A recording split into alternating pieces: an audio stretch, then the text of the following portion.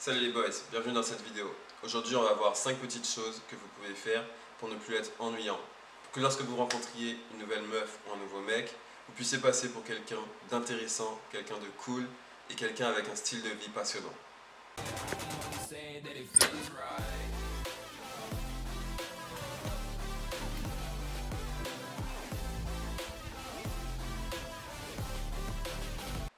La première chose que vous devez faire, c'est arrêter de poser des questions ennuyantes. La plupart des mecs sont nuls pour poser des questions. En général, ils posent toujours les mêmes vieilles questions. Quel âge as-tu? C'est quoi ton prénom? D'où est-ce que tu viens? Où est-ce que tu as étudié? Et donc, ça emmène toujours à des conversations qui sont ennuyantes. La chose que vous pouvez faire à la place, c'est poursuivre vos questions. Donc, quand vous demandez à quelqu'un d'où est-ce qu'il vient, eh bien, vous pouvez aussi lui demander comment ça fait de grandir à cet endroit. Quelle est la chose qu'il préfère au sujet de cet endroit? Ou si vous demandez à quelqu'un quel est son métier, vous pouvez aussi lui demander qu'est-ce qui l'a amené à faire ce métier, qu'est-ce qui le passionne à propos de ce métier. Et donc quand vous allez faire ça, vous allez voir que vos conversations ne vont plus être ennuyantes, ça va vous protéger contre les blancs dans les conversations. Et le truc que vous pouvez faire aussi, c'est arrêter de poser des questions. Donc quand on pose trop de questions, ça passe vite à l'interrogatoire.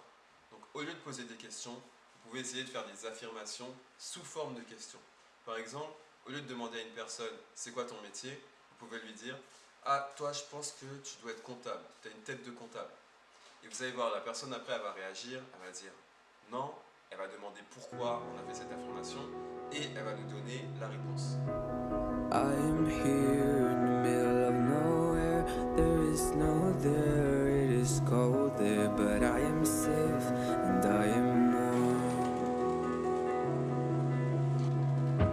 Although it's hard, I know I gotta keep up. Deuxième conseil, portez des accessoires stylés. Pour sortir du lot, pour vous démarquer par rapport aux autres, la chose que vous pouvez utiliser, c'est le style vestimentaire. Après, malheureusement, peu importe à quel point vous pensez que vos vêtements sont stylés, à la fin de la journée, on porte tous des chaussures, un pantalon et un t-shirt. Donc le truc que vous pouvez faire, c'est utiliser des accessoires stylés pour vous démarquer par rapport aux autres garçons. Donc, les accessoires les plus simples à utiliser pour des mecs, ce sont des lunettes. Les Aviator, elles sont super stylées, elles sont pas trop chères et on les trouve partout. Vous n'avez pas besoin d'acheter des Ray-Ban forcément, vous pouvez en trouver du même style qui vont faire tout autant d'effets. Donc après, vous pouvez utiliser des teintes grises, des teintes bleues, essayez de vous démarquer, soyez original.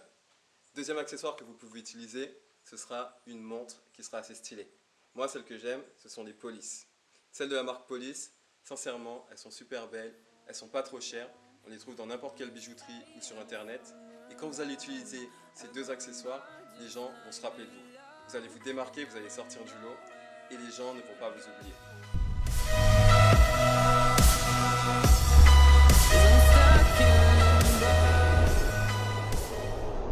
Troisième conseil, il est très simple mais très efficace et je l'ai appris il n'y a pas longtemps. Soyez bref, soyez positif. On a tous un pote qui prend son temps pour nous appeler et nous raconter toutes les misères qui lui sont arrivées dans la journée. Il est là à se plaindre, à pleurer, à faire des excuses, en train de nous raconter des choses qui ne nous intéressent pas pendant 150 ans. Donc ne soyez pas comme ce pote bébert qui, quand on lui pose la question comment s'est passée ta journée, prend 10 ans à nous raconter toutes les misères qui lui sont arrivées. Ça, c'est quelque chose qui est super chiant. Ne soyez pas ce pote qui est barbant. Quand on vous pose des questions, soyez bref, soyez positif. Si on vous demande comment était la journée, répondez « ouais, ça peut aller ». N'en dites pas plus. Si la personne veut en savoir plus, elle posera plus de questions.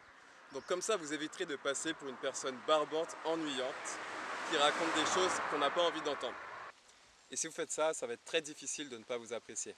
Parce que quand on a une personne qui est comme ça, on se dit qu'on va passer un bon moment, on ne va pas subir des choses qu'on ne veut pas entendre.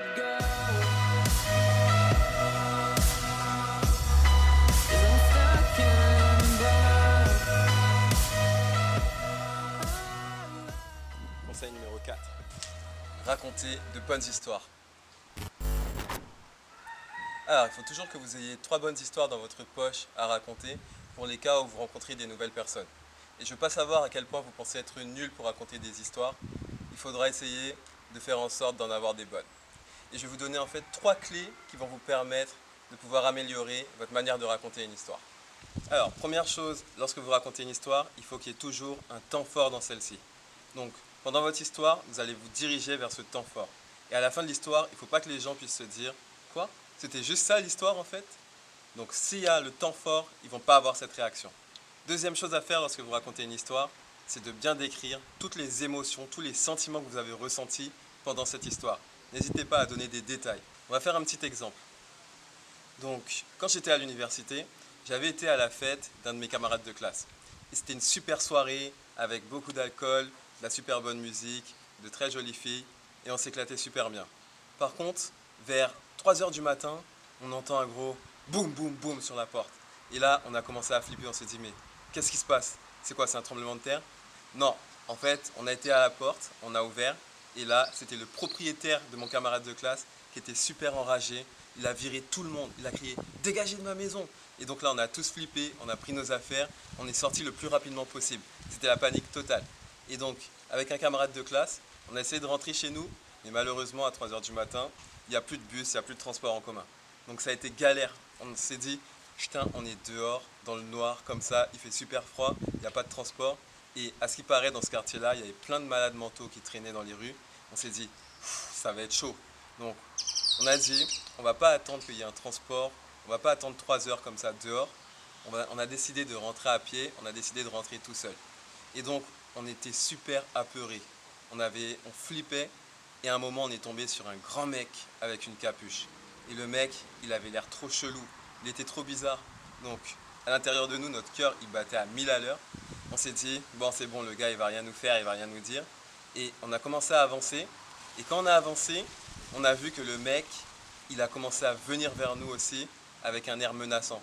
Donc on s'est dit, bon c'est pas grave, on va se le faire à deux celui-là. Et le mec, il a retiré sa capuche. Et là, c'était chaud, on a été super surpris.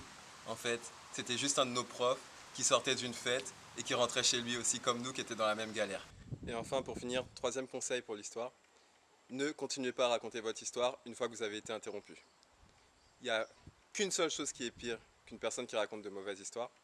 C'est une personne qui raconte de mauvaises histoires et qui en plus veut continuer à te l'enfoncer dans la gorge après que le sujet de conversation ait changé. Donc si quelqu'un vous interrompt, ne poursuivez pas votre histoire à moins que quelqu'un vous le demande explicitement.